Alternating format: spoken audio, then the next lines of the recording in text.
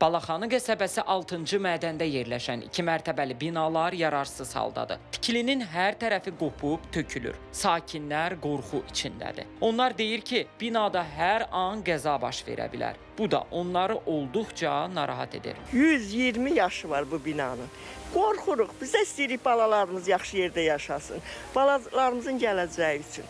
Gəlsinlər, baxsınlar, bir sökəcəklər, desinlər sökürük. Nə remont eləyə bilirik, nə əl vura bilirik. Hər il deyirlər ki, bu il sökürük, gələni sökürük. Bu il sökürük, gələni sökürük. Nə edəcəklər, bizə bir dəqiq məlumat versinlər ki, ya sökəcəklər, ya oturaq bizdə özümüzə gün alıyor. Bütün çatdı binalar. O tərəf sökülür, bu tərəf daşlar üz gördünüz, özünüz çəkiliş elədiniz ki, daşlar sökülür, tökülür. Avariya nevidədir. Bir balaca ər gezdirmişik, zad eləmişik, yaşayırıq. Amma bu yaşamaq deyil, əzab əziyyət çəkirik. O günlər uşaq yıxılıb xəstəxanaya aparmışıq. Ayağı o boyda zədələnib. Uşağın ayağının dərisi gedib, iynə vurublar. Uşaq xəstəxanada niyə yatmalıydıq? O pləkanların ucbatından, taxta ayağımızın altından qaçır. Binanın aid olduğu 73 saylı mənzil kommunal istismar sahəsinin qapısını döyüb, yaşayış məntəqəsinin aqibəti ilə maraqlandıq. Bakı şəhər icra hakimiyyətinin balansına təhvil verilmiş yaşayış binalarının böyük əksəriyyətində belə vəziyyətdir.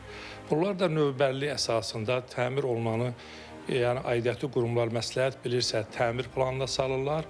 Söküləsi olursa, Fövqəladə Hallar Nazirliyinin müvafiq aktı və ya müəyyən qurumları rəy olduqdan sonra sökülməsi haqqında rəy verilərsə, bundan irəli gələn bütün tədbirləri də tərəfimizdən yerinə yetirməyə hazırıq. Fövqəladə Hallar Nazirliyindən isə bildirildi ki, sözü gedən binaların müayinə edilməsi üçün quruma müraciət daxil olmayıb. Yenidən 73 saylı mənzil kommunal istismar sahəsi ilə əlaqə yaratdıq. Bildirildi ki, Fövqəladə Hallar Nazirliyinə rəsmi müraciət ünvanlanacaq. Maraqlıdır, bəs bu vaxta qədər niyə addım atılmayıb? Nəyi gözləyirlər? Ümid edək ki, daha ciddi bir hadisə baş vermədən mənzil kommunal istismar sahəsi işləri sürətləndirər. Rövşən Tahir, Fərid Məmmədov.